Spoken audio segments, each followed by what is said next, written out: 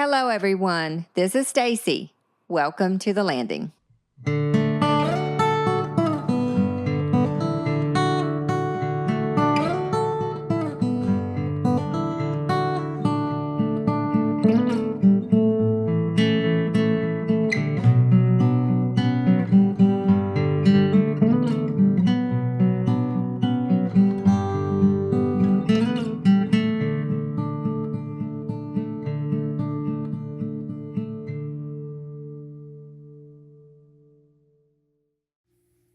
Hello.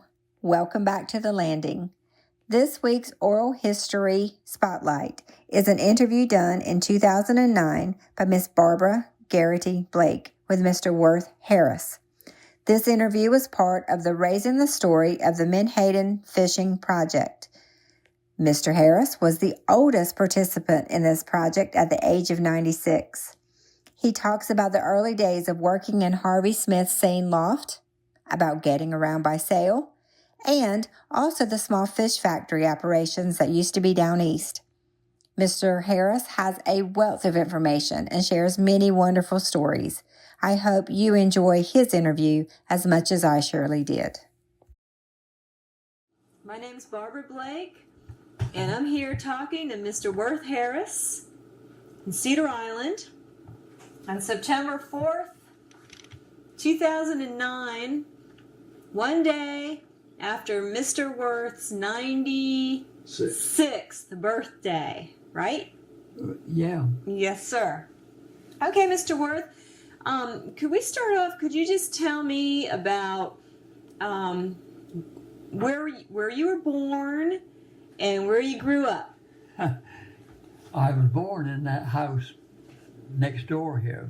Okay. And I grew up here on the island and lived here except during the war years, which I lived in New Bern during the war years.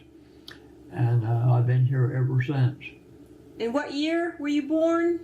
1913. 1913. So Yeah. you have seen a lot of changes. Yes, indeed. Yeah. Do you remember when there was no road to Cedar Island? Do I remember what now? When there was no road? Oh, yes. When I grew up, everything came by boat. Mm-hmm. And it didn't matter where you were. Hog Island, there was 15 or 18 families lived on Hog Island. And you remember that? Oh, sure. They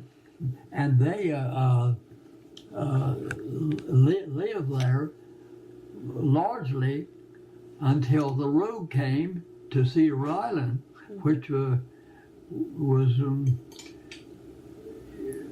I'm not sure just when, but it was sometime in the late 20s. Mm-hmm. And then they began to scatter about. Some of them went to Oriental, some to Atlantic. Largely, though, they came here. Mm-hmm.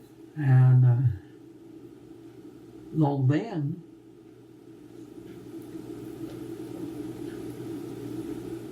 road was not important because we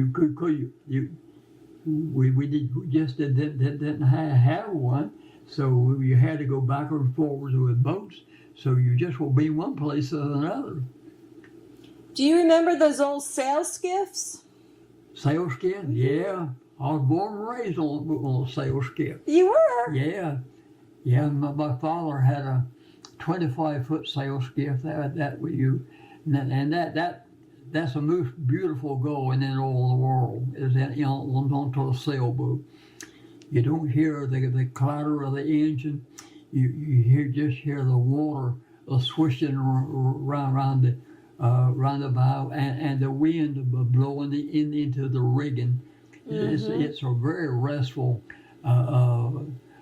way to move around, and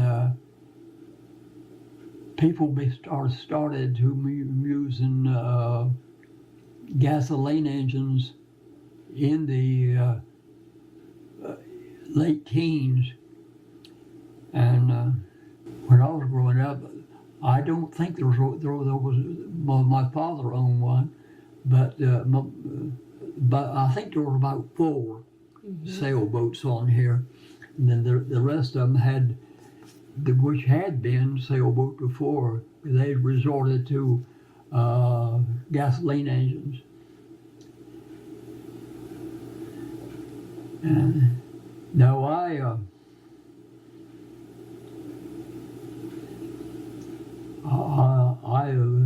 if I were younger, I would get me a sailboat. Would you? Just for pure pleasure of it. Mm-hmm. Now my son, who lives in Newbern, he's to teaches Spanish to Baber. He says he's going to build him one. So maybe he will. Oh, he's going to build a wooden boat. Yeah. Yeah. Yeah. Who built the sailboats on Cedar Island? Those 4 sailboats. Do you remember? Well, the up until I'll say up until probably about probably 1960, about when they put the fiberglass boats came into being. Everybody then had a wooden boat, and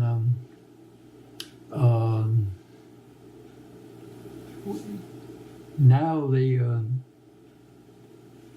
wooden boats are going by the board. Everybody now is using fiber. Just about everybody. I've got a wooden boat that I built in 1970, and it's still in good shape. And but most everybody though has got fiberglass boats. They're much more practical. Right. You don't have to worry about saltwater worms getting into them, and if you keep the barnacles off of them, you're in pretty good shape. Yeah. Yeah. Well, Mr. Worth, do you remember when the menhaden industry first started around here? No. The menhaden industry started before I can remember, and there was places where they had menhaden factories that they went to by boat, and after the roads came, they abandoned them and put the factories where they were accessible to the automobiles, trucks, and what have you, roads anyway. Right. So were there some of those early factories near here? There was there was a lot into this county. There was 3, I think, down Lennoxville Road, and I don't know whether there's any whether the Wheatlers are still operating a menhaden plant there or not. But, they're not. No more. Yeah, and there was several in Moorhead on the probably down Bug Sound as far down as Moorhead Villa Hotel, somewhere in that area. And there was one backpack that you can see the chimney of it now as you go over Beaufort Moorhead Bridge, just up the river a quarter of a mile or so. There's a factory there, and you can still see some of the evidence. And there was nearby, I believe there was one in the Smyrna area. I'm not sure about that. Yeah, I think there was. My friend Julian Brown Yeah. told me there was one near Middens Creek somewhere in there. Well, I thought there was. Mm-hmm. Yeah. Was there? How about farther down east? No. No. No. Davis? No. Not menhaden. Now there was some fish factories, but they were not menhaden factories. Oh. And then there was several oyster houses down east. One to Atlantic, one to sea level, and probably further on down there could be where they opened the oysters and shipped them out. Well, the fish factories that weren't menhaden, what did they do? Well, they actually they. Now that's a good question. I'm not sure. They started a long haul nets boats, and they caught a lot of scrap. Okay. They caught a lot of scrap in those haul nets. Sometimes you catch a boatload of fatbacks and a menhaden, and they cooked it up. John Weston Smith, he had a one up where you can see it all where it was when you cross that high rise there sea level. Over on the left, he had a factory there where not necessarily for menhaden, but for scrap fishing in general. If they had an abundance of scrap fish, that they cooked it up and then made a fish scrap out of it. Okay. And then how did they dry it? Yeah, they had a dryer, I think. And now Harvey Smith and his two brothers, Richard and Otis, I think their names were. At one time, they had a big menhaden business, and I know you remember where Harvey Smith's place was, right across from West Beaufort. Yeah. So some of the buildings are still there. Yeah, that's right. Somebody drove me down the other day. He showed me that. Yeah, and then they had the three brothers, Harvey, Gilbert, and Otis. Gilbert, I think, he tended to a fish factory in New Jersey, Crab Island. And Otis, I think he took care of Pascagoula, Mississippi, and Cameron, Louisiana. They had factories, and at one time they had 70 odd menhaden boats that were operating. Wow. 70 odd, I guess. Seems a whole lot, doesn't it? It's a lot, it does. Yeah. And so how did you get involved with Harvey Smith? Well, one or two of the men that worked there live here. Oh. And now I didn't work on a steady basis. It was a seasonal thing.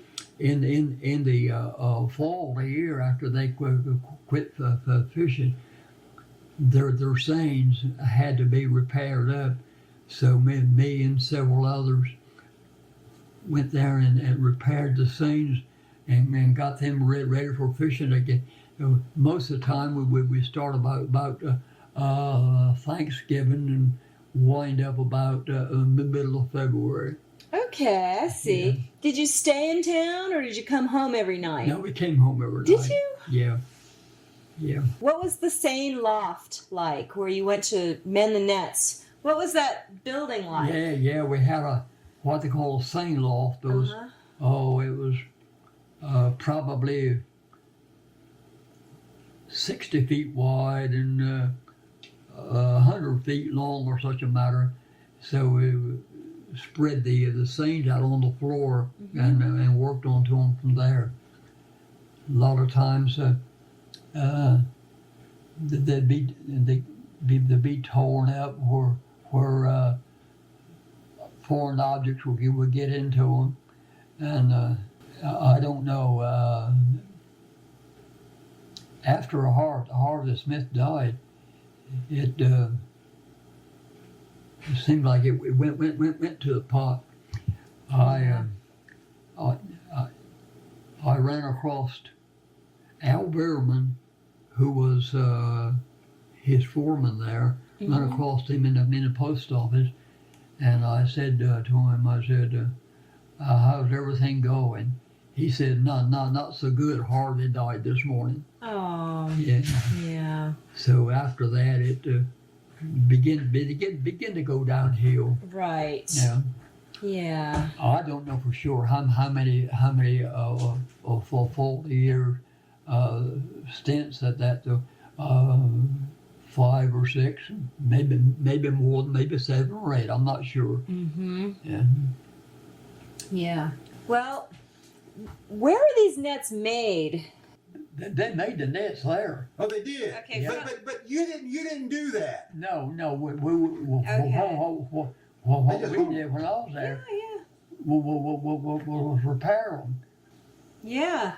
So they would make them there from the twine? Yeah. How about that? Now, first along, they made them out of cotton. Then, of course, when nylon began to get plentiful, they abandoned the cotton, and they had a place in Ridgeville, Virginia, where they made them. As I told her. Yep. Then and Cameron, Louisiana. Al Behrman was the foreman of their net loft. Yeah, and Al Behrman and Beierman. his son Paul, I think Paul Behrman, I think lives out there now. I don't ever see him though. Did you know Mr. Levi Beveridge? No, I heard of him though. He was a good net mender for Beaufort Fisheries. Yeah, and the boys from Beaufort that worked there was Robert Guthrie and Wiley Lewis. He worked there during the fishing season. He operated a menhaden boat. Yeah. Okay. So he kept pretty busy. But why did they have people working all the way from Cedar Island when they had all those people right there in Beaufort? Well, to tell you the truth, there's a whole lot goes into net mending that everybody can't do. It sounds very, very, very simple, but it's not. Right. And so Cedar Islanders had that skill. Yeah. Of course, everybody at Cedar Island worked on the water. Everybody worked with nets. So just about everybody could do any repair onto a net that needed to be done. Well, did the Seine loft in Beaufort at Harvey Smith's, did Mr. Harris work there that opened up Harris Net Shop in Atlantic? Yes, he worked there a while. Don't think he did. Don't think he did to Beaufort. But he did work to Cameron, Louisiana. He did? Yeah. Did he learn some of his skills? Yeah, he was nothing but a boy then. Yeah. For probably 18, 20 years old or so. Uh-huh. Yeah. How about that? But he had a knack for net mending, and I think probably he was the best I'd ever seen. And after that, he made a net shop to Atlantic, and operated on that until he died a couple of years back with a heart attack. Yeah, that was sad. Yeah. Was he kin to you? Yeah, he's my nephew. Oh, that's Yeah. nice. Yeah. Yeah, he was. I'd never seen anybody that could cut twine like he could. Now with me and most everybody else would take a knife, cut mash for mash. He'd hold the twine and take a knife. Go right down, just Yeah. like that? Yeah, just like that. Yeah. And he rarely ever made an error. Yeah. Yeah. Do you still work on nets today? Huh? Do you still work on nets today? Do you? Do you? Do On you? me? Uh-huh. Yeah, I had a mullet net that I got out the other day, and they did some repair onto it. Mm-hmm. But now the kind of fishing that I did right here in the summer, mostly fish for mullet until probably in middle of October, and then in the wintertime we fish for shad.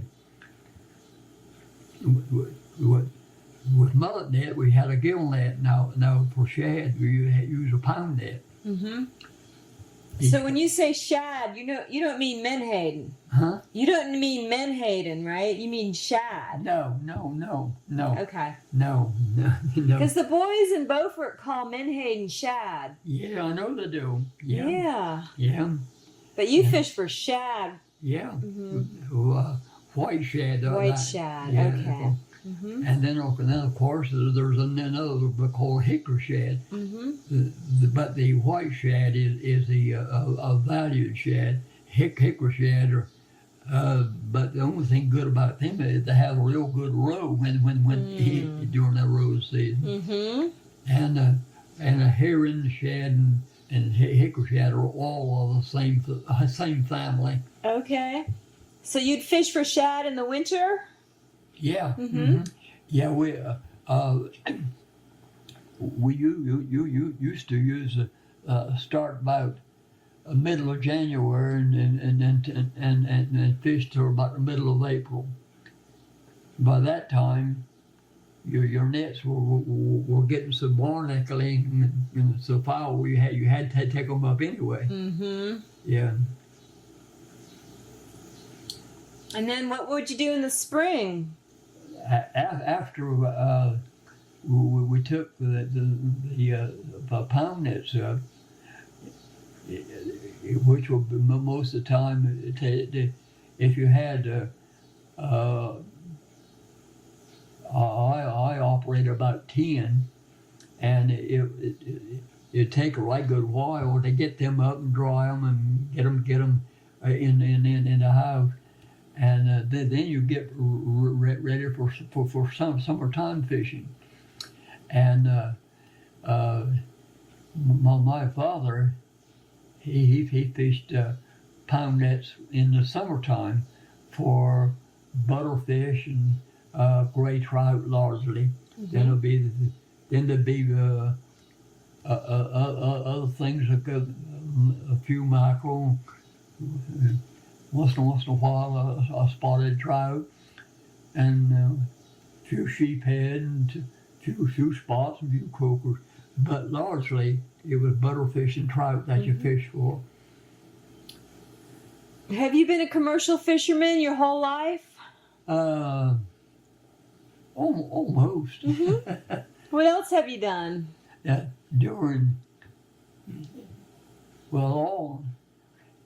during World War II,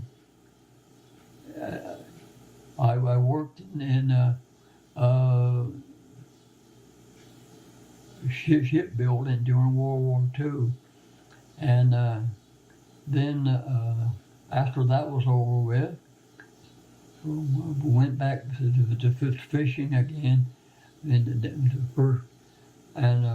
largely after that, in summertime, the fish for mullet. Mm-hmm. And, What years were you working the seine loft? I'm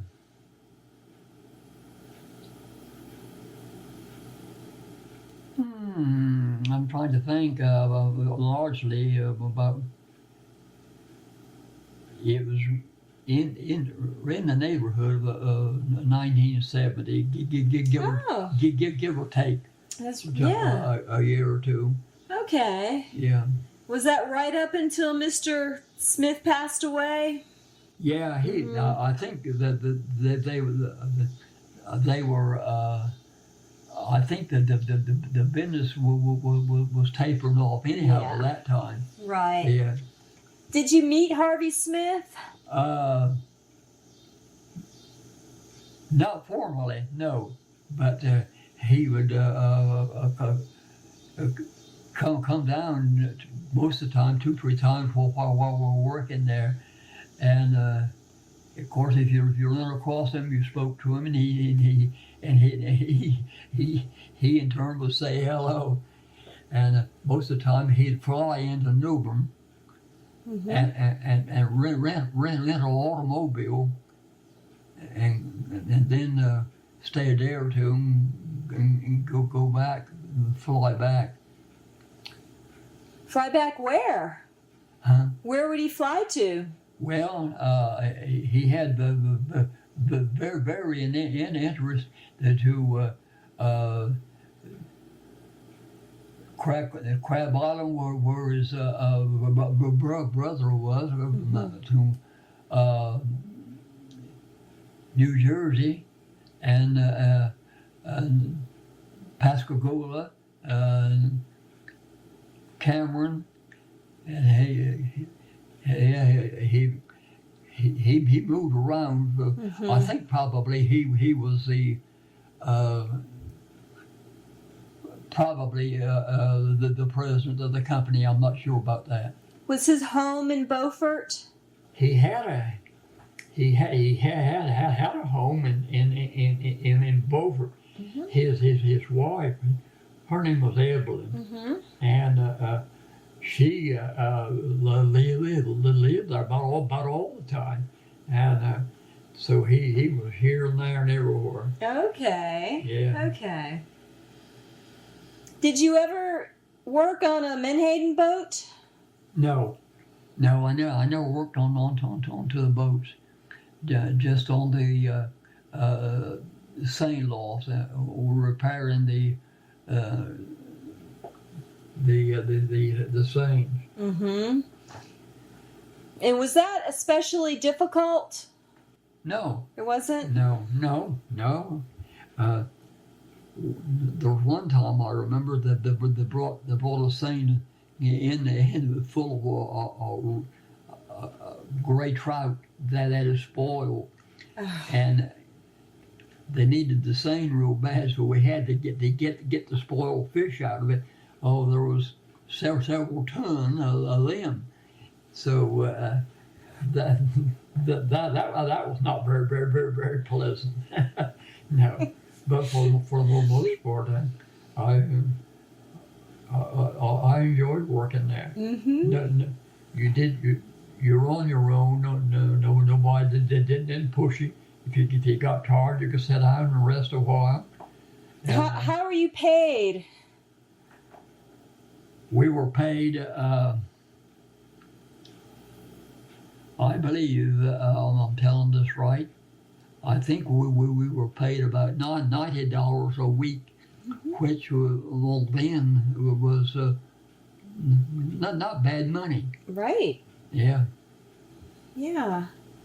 And did you drive there with other people? Yeah. On here there was about four on here. My father-in-law was one of them, and two more, and about five come on here. Who was your father-in-law? What was your father-in-law's name? Levi Goodwin. Levi Goodwin. Yeah, Okay. Levi Goodwin. Mm-hmm. He was the well he was in his ages then. Oh my goodness. But he was an excellent net mender. Mm-hmm. Yeah. Who taught you how to mend nets? Tell you the truth, it's something that I picked up, I think, on my own. I don't remember. I could make a mend net before I got grown, and I've always found that working with twine was easy. Some people find it difficult, but I always find it easy. Mm-hmm. And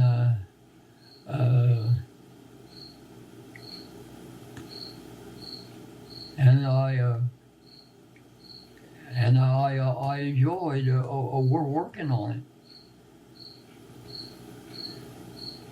Do you ever remember the menhaden crews singing those shanties? The crewmen used to sing.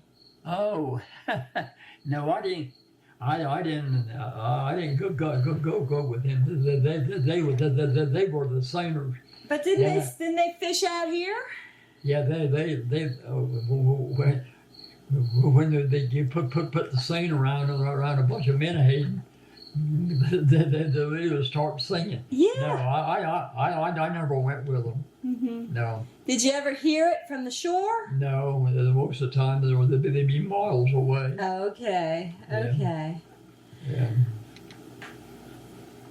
Well, Mr. Worth, when did you build this house? 53. Is that when you got married? Well, married in 39. Oh, okay. Yeah. And I inherited my father's house. And then in 51, it burned down. Yeah, burned down, and then Thousand Wonders. I had two children at that time. The Thousand Wonders that I got them out before they got in. One of them was blistered a little bit, not much. Oh my gosh. He was one of them. One that a year while ago. Yeah, yeah. And so.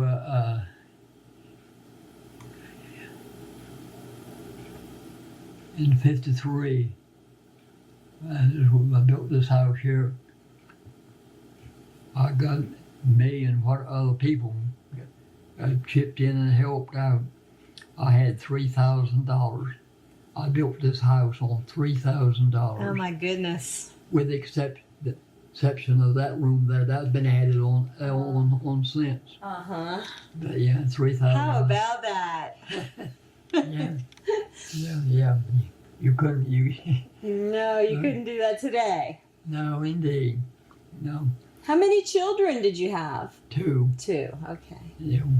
The one was here a while ago, and when I was telling you about living in New Bern, Oh, that's nice. he was a Spanish school teacher. Oh, okay. How about that? Yeah. He always had an aptitude for languages. So when he went to college, he said that there'll be more Hispanics around than to be Americans pretty soon. So I don't know whether they even teach Spanish in Carteret County or not. Oh yes, they do.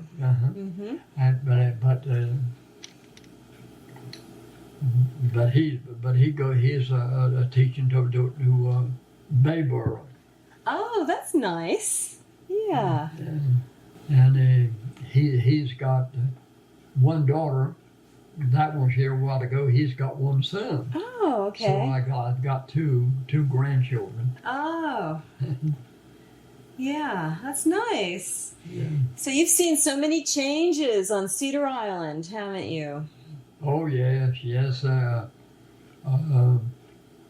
When I was growing up, everybody on here was a fisherman. Mm-hmm. Just about everybody. I'll say that 75% of the people. Now the fishing is practically going to the pot. Yeah. Yeah.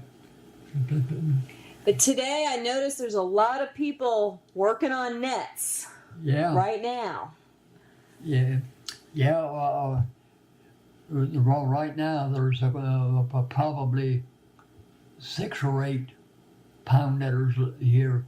That's getting ready for fall flounders. Mm-hmm. And then there's probably 5 or 6 shrimpers. That's about it. Yeah. Yep. Yeah. Do you keep your boat back here? Yeah, I keep it tied to. I had a hold raised out down here about 40 yards across, and the storms kept filling up the mouth of it, and then I haven't been able to get anybody to dig it out. They'll promise to tell me, well, just as soon as I get to it, and they haven't got to it, so I can't get the boat into the hole, so I have the tire on the outside. Oh. And that's okay in good weather. Yeah. Not so good in stormy weather though. No. It keeps you on edge all the time. I imagine. Yeah. Do you get out on the water every day? No, I haven't been out on the water now. This week, except for today, it's been too windy. Oh, okay. Yeah, but it's been nice today. Tomorrow, if I feel like it, I may go out tomorrow, just for the heck of it. Yeah. We don't need any fish. Next door neighbor brought us a couple blues this morning. Oh, I'll say they weigh 2 pounds apiece. Oh, that's nice. Yes, it was. Yeah. So we don't need any fish right now. But you do set a net and fish it still sometimes. Yeah. Yeah. No, I haven't fished in a poundage now in several years. But in the fall of the year, when spots come, I still set a net out occasionally for spots. Mm-hmm. But I don't do that on a regular basis either. Right. Yeah. Are you thinking about retiring one day? No.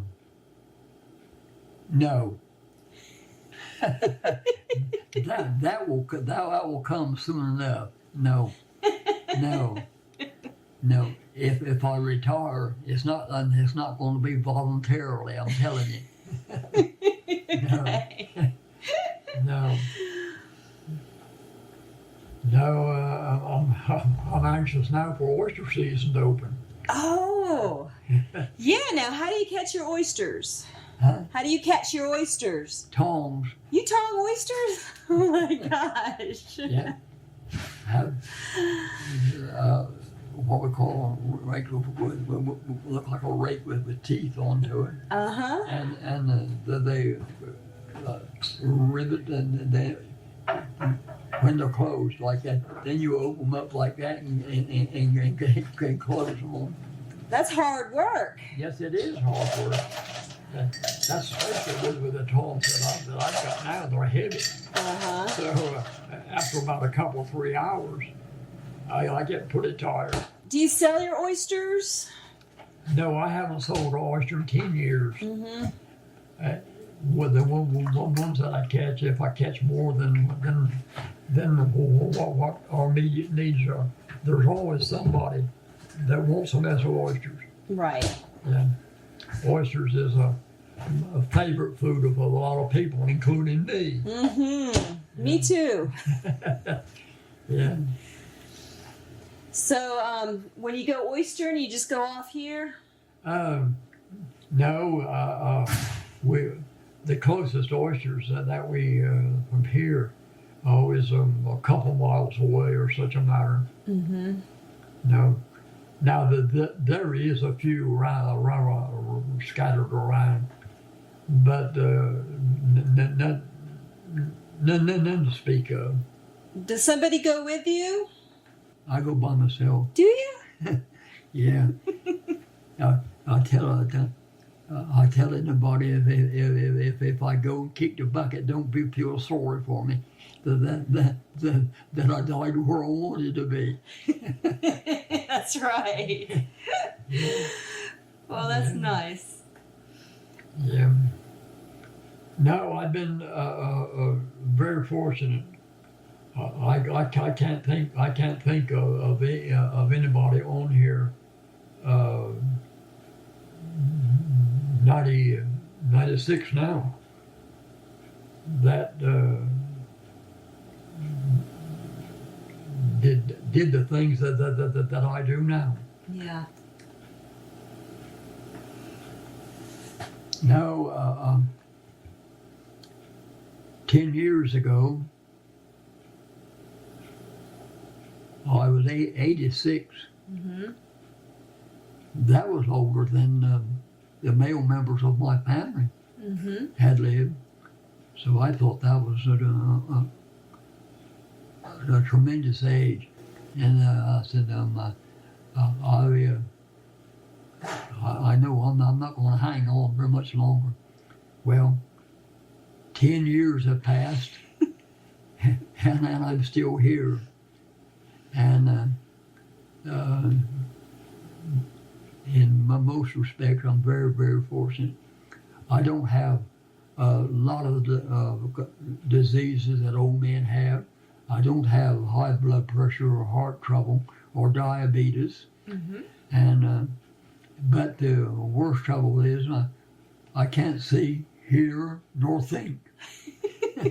and that's just for starters. Well, but you can find your way to the oysters. Yeah.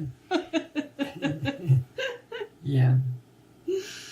Well, that's great. That's great. Yeah. Well, Mr. Worth, that's all my questions. Can we go out and look at your landing? Yeah. That'd be great. Thank you. Let me turn this off. Thank you for joining us again to The Landing. This podcast is brought to you by the Coarse Sound Waterfowl Museum and Heritage Center. I am your host, Stacy Davis Baisden, and today's podcast was produced by April Davidson. Tune in next week as we continue spotlighting oral histories. Until then, stay safe and be kind.